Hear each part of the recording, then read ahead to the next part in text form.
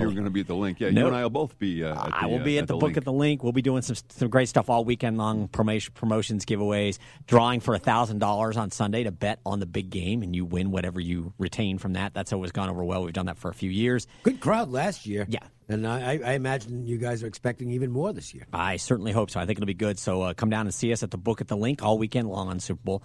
And, of course, Covers experts, Teddy and Dave, and a host of others, a cast of thousands. Not thousands, but a couple dozen anyway.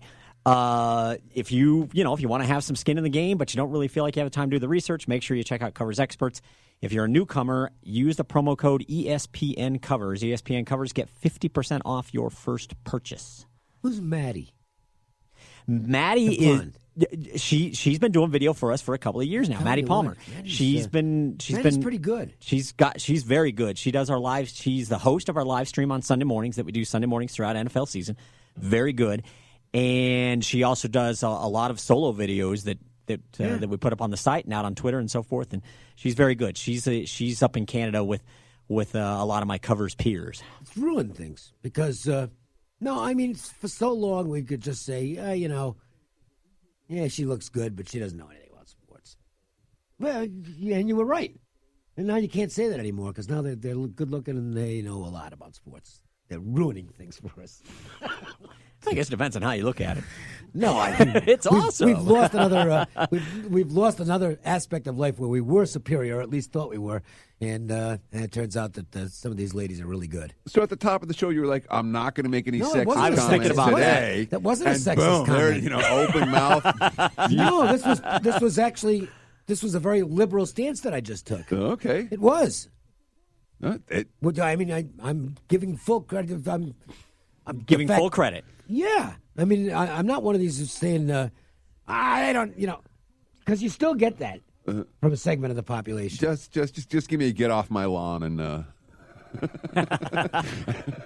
We got 15 years, Ted. We're okay. Yeah, well, it's coming. Believe me. I know. It's coming. I know. Yeah. Listen. Yeah, and you both reached the point now where you've reached the top of the mountain.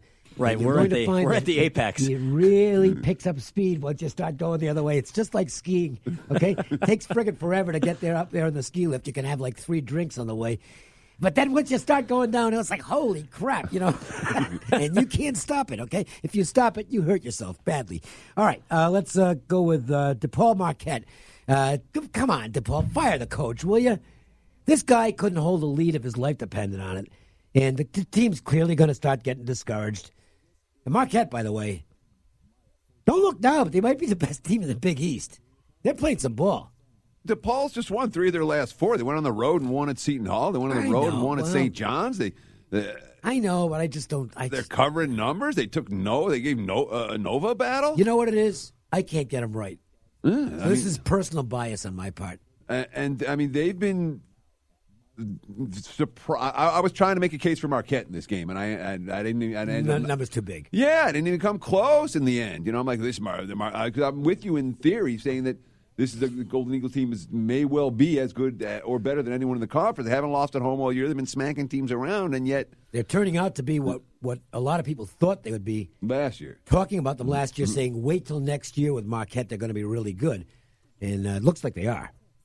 They are. I mean, it doesn't look like they are. I mean, they are. Yeah. But the price isn't right for a DePaul team that continues to play very competitive basketball away from home.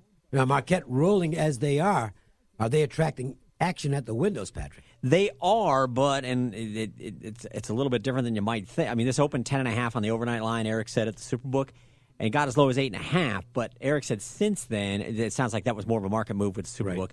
Since then, limited action, mostly on parlays and mostly on Marquette, spread and money line, now that it's down a couple of points. Bedlam. Oklahoma State. The Sooners, I think, kind of fit into that category in the Big 12 of maybe not living up to the expectations that some had once the season got started. Now, if you were going back to prior to the season, excuse me while my phone talks to me, I think Oklahoma might be ahead of where they were projected coming into the season. But then they looked so good early, Teddy, that now the fact that they're giving back some of those games is disappointing some people. Tonight, they look for a series sweep against Oklahoma State. They handled the Cowboys the first time around, and they're favored to do so again. Yeah, but neither of these squads is in good form. No, they they're both lost back-to-backs. They both lost 4 out of 6. And I know this year is this year and last year is last year, but it's hard for me to get the complete point spread collapse from the Oklahoma Sooners in Big 12 play last year out of my mind. They were, what did they cover, like 2 point spreads all year? Yeah, but they, I always looked upon last year as they just got caught up in the Trae Young stuff. Sure. And they were standing around and watching him. Yes, but here we're seeing an Oklahoma team at the start of Big 12 play start to tank ATS. And it's like it's bringing up these memories of a squad that made me a lot of money to bet against a year ago. And of course, for the season, what are they? 13-3 against an Army. They've been a really good point spread team. But of late, that's where the struggles have been. And it's a Cowboys team that hasn't covered anything all year. So no, they're not very good. No, they're not. And is that reflecting it, showing up at the windows, Patrick? Because I know it's home dog, same season revenge rivalry, which is usually an automatic take for a lot of sharp bettors, but I'm not seeing it here. Yeah, it's a little bit of an automatic take. Oklahoma opens -3 at the Superbook, down to 2.5. And Eric said seeing a little bit of support for Oklahoma State. They took a sharper play late last night at the +3.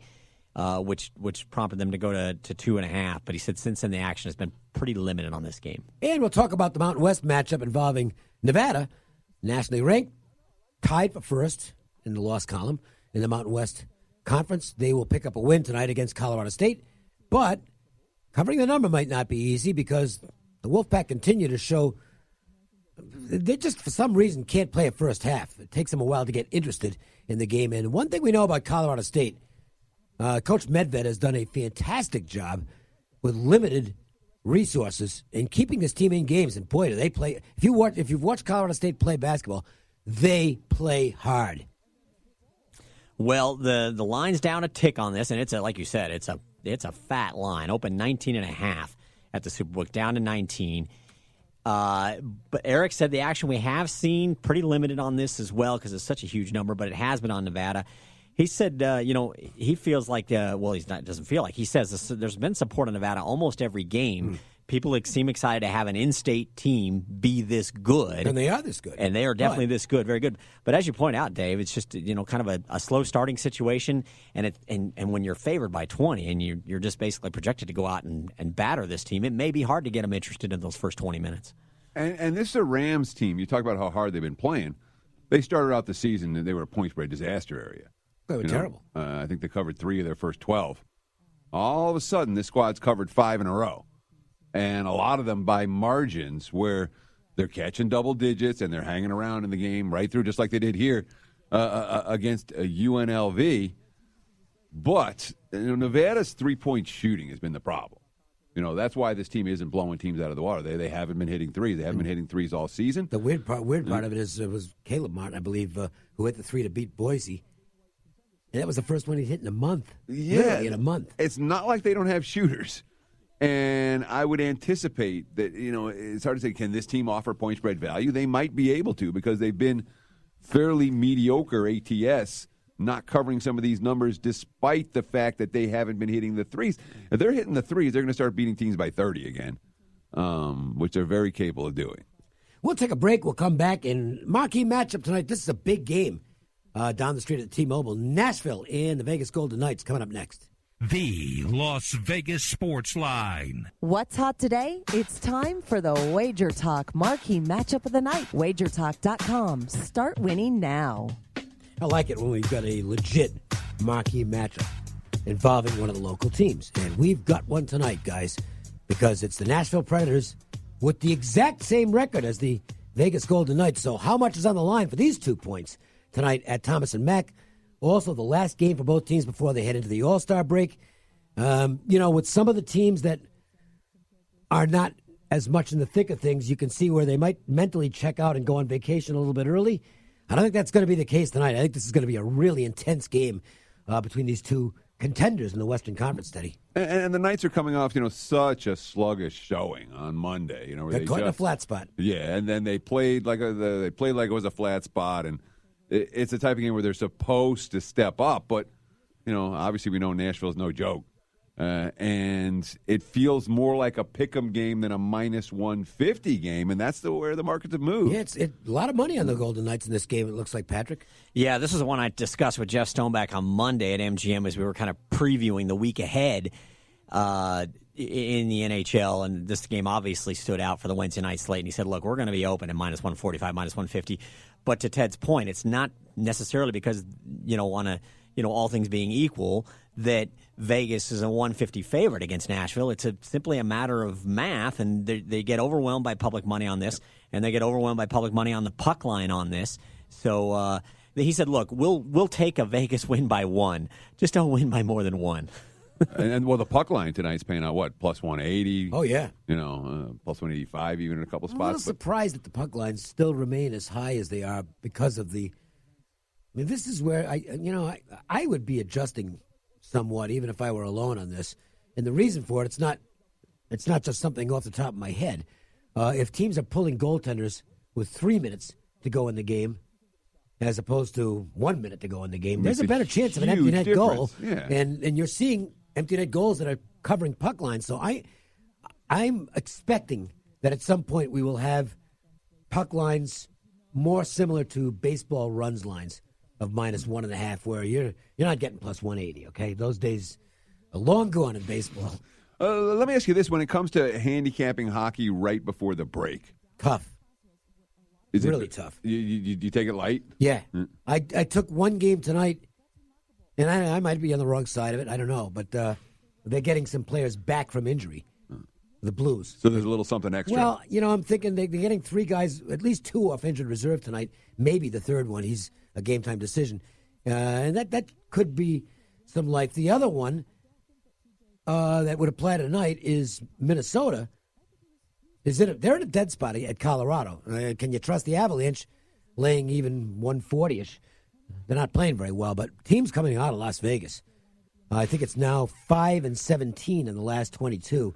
This continues. There continues to be a hangover effect leaving Las Vegas. And that's an angle that not everyone's talking about and not everyone's betting.